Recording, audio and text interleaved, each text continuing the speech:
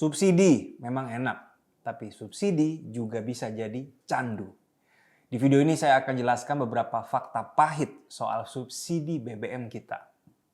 Biar kita-kita yang biasa menerima dan diuntungkan subsidi bisa dapat gambaran lebih jelas tentang fasilitas enak yang biasa diberi pemerintah ke kita semua. Subsidi BBM dikupas di kacamata Rian Ernest.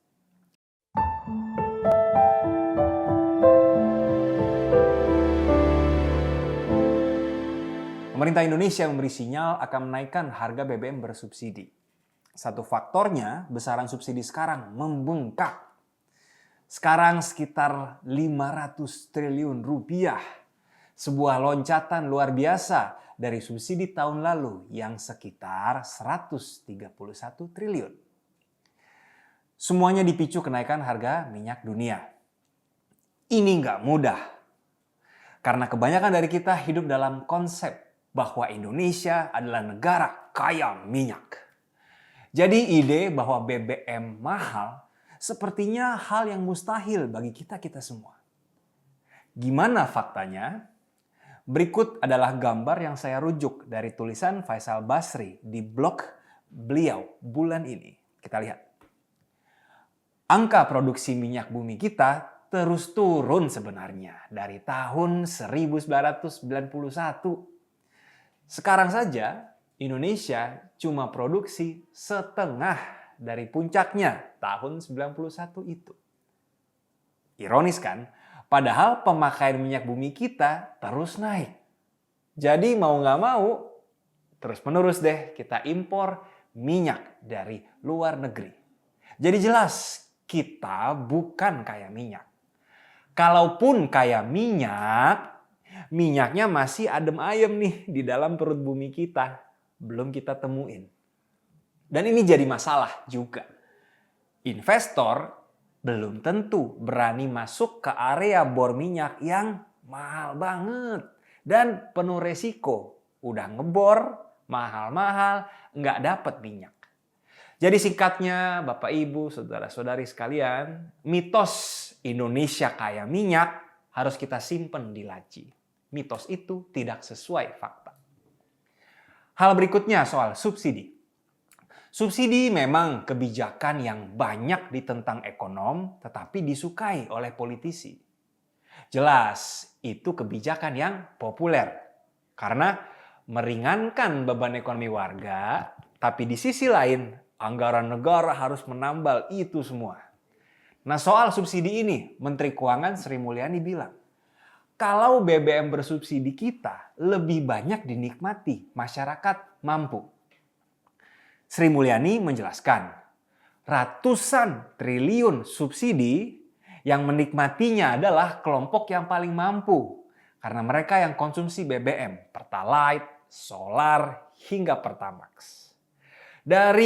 Kita bicara solar ya, dari anggaran subsidi solar hanya 5% bisa dinikmati rumah tangga tidak mampu. Cuma 5% rumah tangga tidak mampu menikmatinya. Selebihnya dinikmati oleh dunia usaha dan rumah tangga yang mampu. Pertalite yang di mana-mana diantri, luar biasa. Hanya seperlimanya, 20% dinikmati oleh masyarakat miskin. Dan Sri Mulyani bilang, jangan kaget nih. 60 triliun subsidi untuk Pertalite itu sebenarnya dinikmati oleh orang yang sangat kaya. Orang yang sangat kaya menikmati Pertalite. Jelas, subsidi BBM itu tidak tepat sasaran.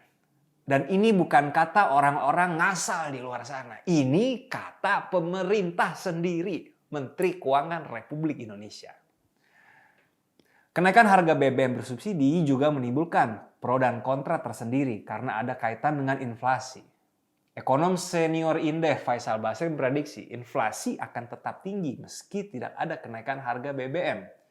Hal ini karena harga sejumlah barang termasuk pangan secara global sudah naik.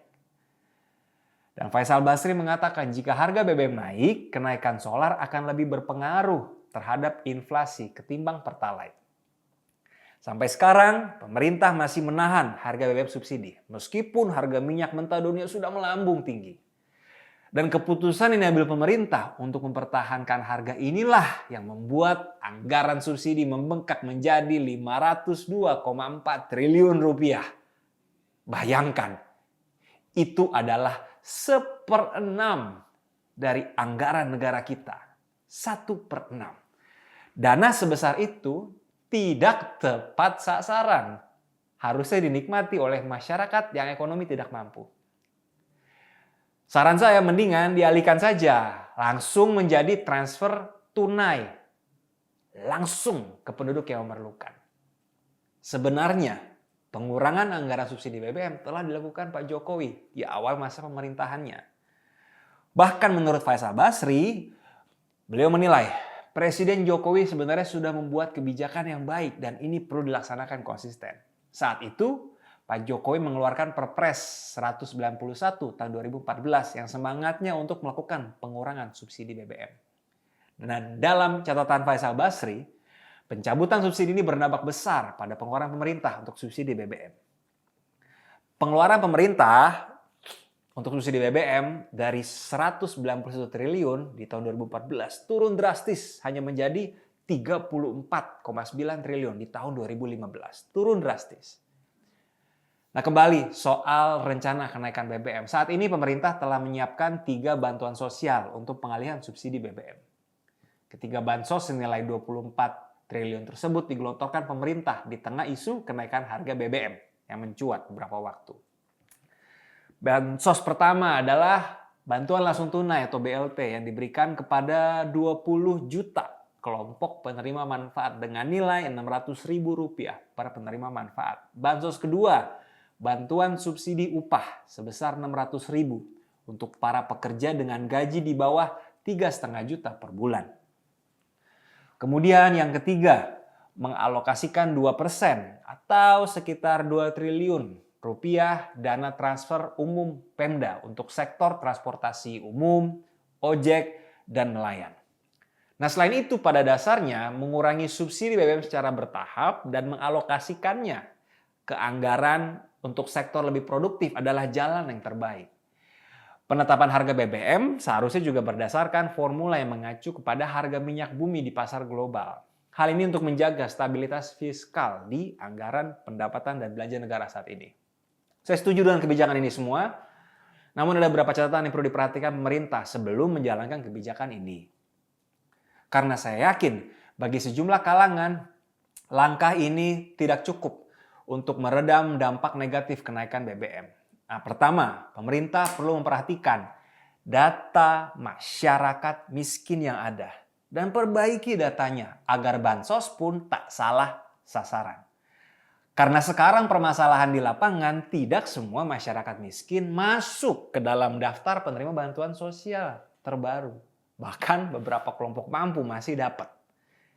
Ini adalah masalah klasik di Indonesia yang nggak selesai-selesai. Nah, saya lama-lama punya pikiran nih, mungkin saya salah ya.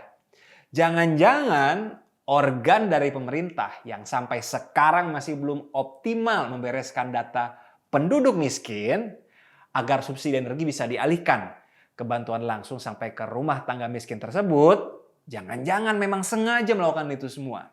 Supaya posisi pemerintah terkunci. Karena kalau subsidi dicabut, pemerintah tidak punya data lengkap, warga tidak mampu yang berhak menerima bansos dana tunai langsung. Jadinya, pemerintah tidak pernah berani pangkas subsidi energi. Mudah-mudahan itu bukan itu faktanya, mudah-mudahan.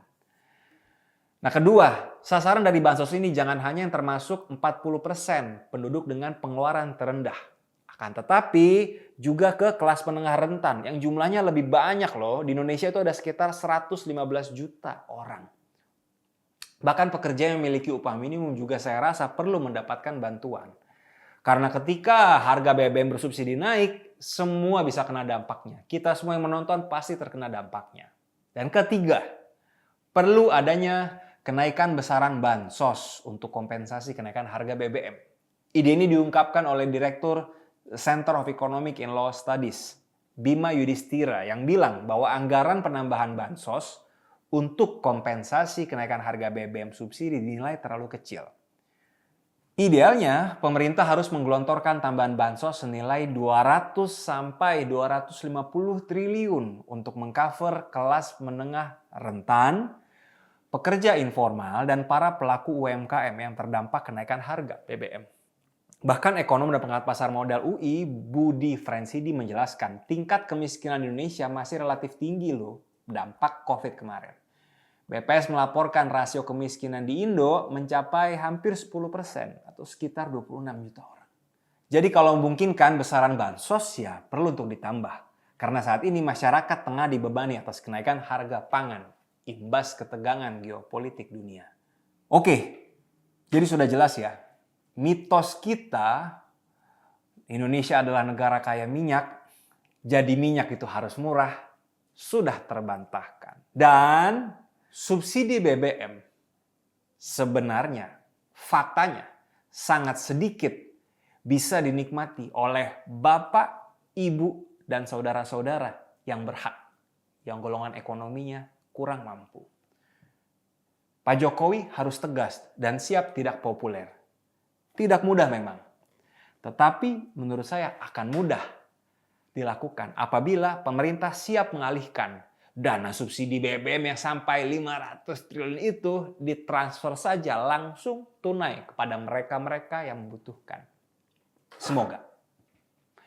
Jadi like dan share video ini bila suka dan sampai jumpa di Kacamata Rian Ernest selanjutnya.